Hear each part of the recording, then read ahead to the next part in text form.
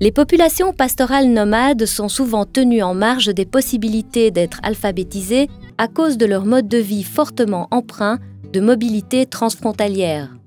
Et on note un faible taux d'alphabétisme au sein de ces populations. La vie pastorale est complexe et mobilise l'énergie de toute la famille ou de certains de ses membres. Il faut rechercher en permanence des éléments vitaux pour le pasteur et son troupeau, ce qui implique entre autres la gestion alternée de l'espace pastoral entre agriculteurs et éleveurs, à l'origine de nombreux conflits. À partir d'une initiative récente menée à l'échelle de plusieurs pays d'Afrique de l'Ouest, ce documentaire interroge les enjeux et défis de l'alphabétisation des populations nomades pastorales. Quel contenu, pour quelles attentes, pour quels besoins et de quelle manière?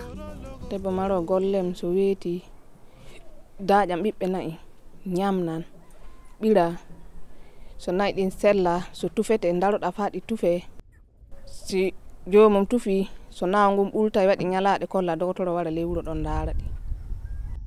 L'animatrice de ce centre responsable de la formation explique la valeur ajoutée des contenus éducatifs. J'ai choisi d'être facilitatrice dans ce centre pour aider mes sœurs. C'est pour aider mes sœurs qui n'ont pas eu la chance d'être à l'école. Dans ce centre des éleveurs transhumants, les matières enseignées sont les mathématiques, comment compter, comment écrire les chiffres. Et puis, on fait aussi des sciences de la vie et de la terre, la famille, comment entretenir l'environnement. Dans ce programme, les langues utilisées sont deux, à savoir le fulfulde et le français. Les motivations des apprenantes sont évidentes.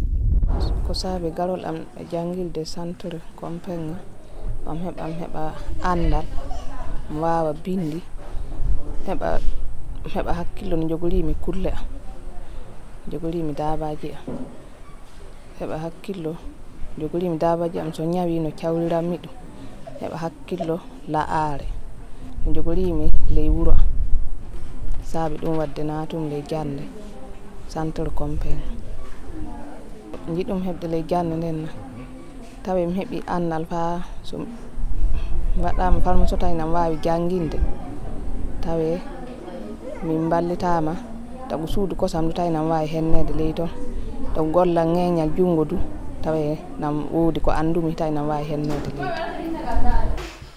Et pour les hommes éleveurs, quelle est la valeur ajoutée de la formation du centre?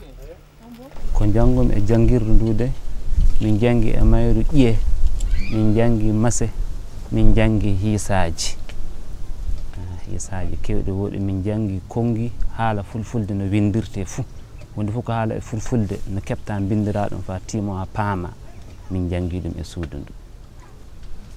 Sabu keewal so janngayno hunde no haali joni so mbiyaɗa binda ɗum a wawa winde ɗum ka ko min ngari min jangi ɗo so Allah hunde fof ko haala e haala fulfulde so keɓɗa bikkiɗirol fof aɗa wawi winde ɗo kolla jannguɗo banno du fof tiima faman ko haala base fotta to andal ko heɓumi e majjum min keɓi hiisaji no ɗum gaale e capanɗe e keme fuu no paamirte e bindi sabu keewal fof so janngayno joni no wawi hiisade e hoore mum ka so winda hokka tawan anda ka ni ka joni aɗa wawi hiisade e hoore ma so bindaɗa gaddanaɗa dow aɗa faami ko winda woɗi talki en fuu no kanire keɓire ɗum fuu min nafaji muɗum fuu min kollama sabu keewal anda nafa tarki leydi en carte d'identité en e eggo no hani filoro heɓa eggol muɗum wooɗa ɗum fuu min keɓi min paami e jannde.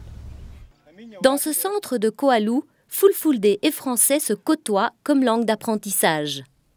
Ici, c'est un centre d'éducation, formation des populations pastorales. Bon, dans ce centre, on enseigne 4 disciplines. C'est-à-dire qu'il y a la maths qui est là, les mathématiques et la SVT, sciences de la vie et de la terre, SS, sciences sociales et les langues. On a 2 langues, c'est le fulfulde et le français. Et on a des contenus au niveau de santé, hygiène corporelle, hygiène alimentaire hygiène humaine et hygiène corporelle. Au niveau de santé animale, on a des collaborations avec des vétérinaires qui nous aident à soigner nos animaux et comment les traiter.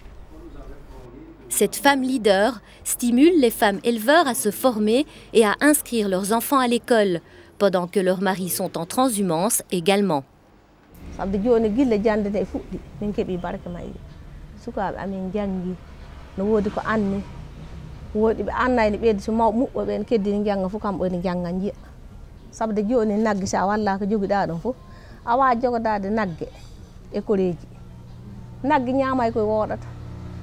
nagge wattanga e jungo si a jogaki ɗum hono ɓiɗɗo fof woɗata sade sa yii ɗi min jogii ɗin fof a andi tan komin jogii ɗi ɓuri komin jogii koye am amma e laawol ngo minon ko jiya na amin on taw na amin ɗo wuri sana ɗum so jii na amin fof on taw minon ko miɗon jogii miɗo mara baali miɗo mara nayi jawɗi baali hitaande fof ndungu kelton hunam sofnoye jawɗi baali. Certaines associations d'éleveurs s'appuient sur des femmes leaders pour la mobilisation féminine et la prise en compte de leurs préoccupations. En termes de défis, comme on le dit, il s'agira vraiment de trouver des contenus adaptés aux besoins réels de ces femmes-là, au processus de 2 ans d'apprentissage et d'aller vers le développement de compétences techniques et professionnelles, notamment le développement d'activités dérivées du secteur de l'élevage et à savoir la transformation en tout cas des produits dérivés du lait. Donc ces femmes, elles ont vraiment la volonté d'apprendre, mais il faudrait mettre des dispositifs allégés qui pourront leur permettre d'aller vers une formation adéquate et aussi le maintien de ces femmes-là dans les centres. Au niveau du milieu pastoral, c'est essentiellement la question de l'eau qui est le handicap pour les femmes parce qu'elles sont chargées de donner à boire à la famille et de donner à boire aussi aux animaux quand ces animaux-là sont à la maison. Et même quand elles sont en transhumance avec les maris, c'est elles qui aident les maris aussi à abreuver le troupeau.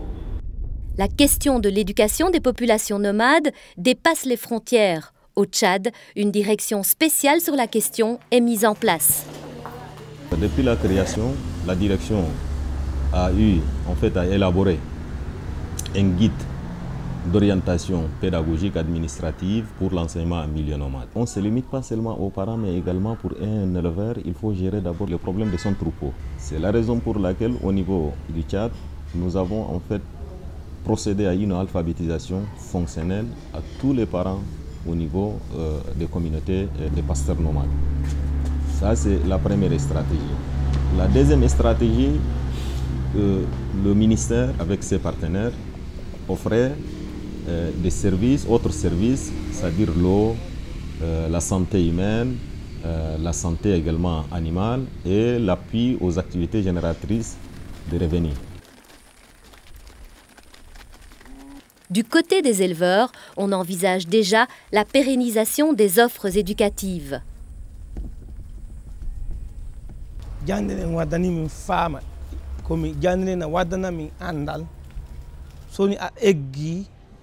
So a hoɗoy nokku no jogortoɗa yimɓe tawɗa ɓe ta fitina waɗa hakkunde ma e mum ta bofodira waɗa hakkunde ma e mum nden na wadda potal hakkunde ma e mo jaaɗa to mum o ɗum ka jande na ɓeydana min ɗum sabu si andal wala fo ɗum fu wala min giɗa ni jangginon ɓe andal tawe na ɓe mbawi ɓe jangguina bandiraɓe maɓɓe tawe hunde fof ko woni hono laawol nayi en fuu no ɓe mbaawi ɓe gollana ɗum e ley jande maɓɓe so hono tufugol nayi noon tawi nagge sella fuu so ɓe ndaari ley maral maɓɓe fuu no ɓe anndi nge ni ɓe kawrita ɗum nde ɓeydo minen durooɓe ɓe min jiidan min kawrita nokku fuu ɗo centre woni fuu min gaɗan dabari mum min keɓan ceede amin min kawrondina min gaɗa moyen amin min gaddagon kessa amin ni kesso waldere fulfulde ndelle hasi noon ni minen kam min kaɓɓiri koye amin e anniya ndelle joni hono minen ardiɓe ɓe fay so programme ɗowtiro o waɗi acciti minen kam min accitata min jiidan min paɗɗodira jawdi amin nokku fu min gaɗan keeso mum no wallirta janggoɓe. Boubacar Bari, plaide pour la prise en compte des spécificités des communautés pastorales en termes d'éducation et de formation. De nos jours, les organisations d'éleveurs ont commencé à comprendre l'enjeu majeur lié à cette question éducative, donc des communautés pastorales et nomades. Elles sont en train de s'organiser et de proposer des alternatives donc éducatives aux décideurs politiques, au gouvernement et aux ministres en charge de l'éducation et de la formation des différents pays. Les politiques traînent encore le pas sur cette question importante et sensible à l'éducation et formation des populations pastorales. Et nous estimons que ce sont les organisations d'éleveurs plutôt organisées qui sont en train de donner la réplique dans tous les pays pour proposer des offres donc alternatives. Et c'est dans ce sens justement que le PREP a été formulé et est en train d'être mis en œuvre. Et un PREP, donc un programme régional d'éducation-formation qui prend en compte la spécificité éducative donc des communautés pastorales et nomades et qui du même coup permet aux différents pays, aux différents États d'inscrire cette question sensible, cette question d'éducation donc des populations pastorales au niveau donc des politiques et des stratégies d'éducation-formation. Il est effectivement du devoir des États de soutenir la mise en œuvre d'offres d'éducation diversifiées, adaptées et pertinentes dans une perspective d'équité. Mais la réussite des actions d'alphabétisation repose avant tout sur la concertation et l'écoute des populations concernées, et du reste, qu'elles soient nomades ou sédentaires.